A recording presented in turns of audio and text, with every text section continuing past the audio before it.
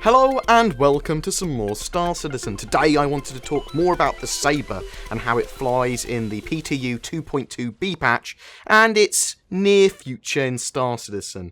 The Sabre is part of Aegis Dynamics Phase Two new ship models. The Sabre was designed as a space superiority fighter for those situations where you need to leave a lighter footprint.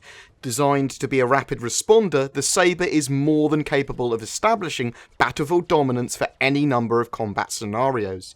The original idea of the Sabre was to make a ship that could compete with the brawler that is the Super Hornet in a dogfight, but it had to take a different take on combat, basically. The Sabre is a ninja, built to be stealthy, fast, and relatively agile. Now, there are some issues with this when you take the ship off paper and put it into the PTU. And you kind of expect this when ships just start being flight ready. The Sabre was handling extremely erratically in the PTU. There was huge amounts of reflection or glare from the cockpit, and there were loads of other problems too. On the horizontal plane, the Sabre here, it flies really agilely, as long as you're moving it from left to right horizontally. But when you start moving it vertically, it's a lot more sluggish. In the latest couple of patches, this is a lot better. A lot of the issues have been at least partially addressed. There still is a massive problem with the ship's thrusters. They run out of power or overheat or overload in some way that basically makes your ship like a flying brick for 10 or more seconds.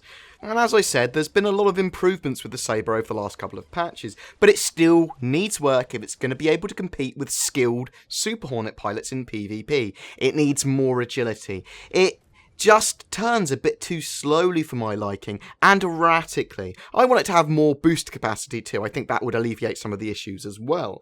In PvE, however, so when you're fighting against NPCs, the speed and placement of its 4 size 3 hardpoints allow it to rip apart Vandal much quicker and with ease compared to pretty much every other ship in the game.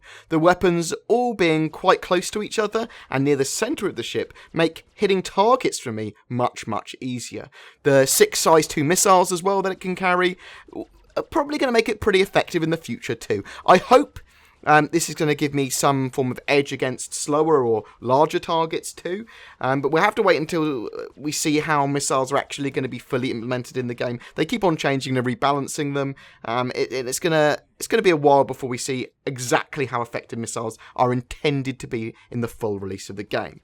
So we'll have to wait and see what the future holds for the Sabre, especially with the new item system for all the components now being implemented over the next few patches. All ships are going to have a big change. We're going to start to see multiple shields, multiple power plants. There's going to be a lot more choices and options that are going to be made when you're outfitting your ship.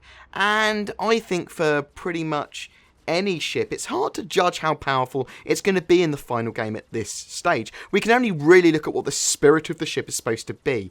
So the spirit of the Sabre is that it's a stealthy ninja that can go toe-to-toe with a Super Hornet. And I would expect the Sabre to be balanced like that in the future so that it can do that. The other thing about the Sabre is that it's going to fit the cutting-edge stealth ship role. You're going to be able to scout, do black ops, and fight in this ship, dogfight, all of it. So that's something that the Super Hornet might not be able to do so well. It's not going to be able to be multitasked into Black Ops and scouting and stealth.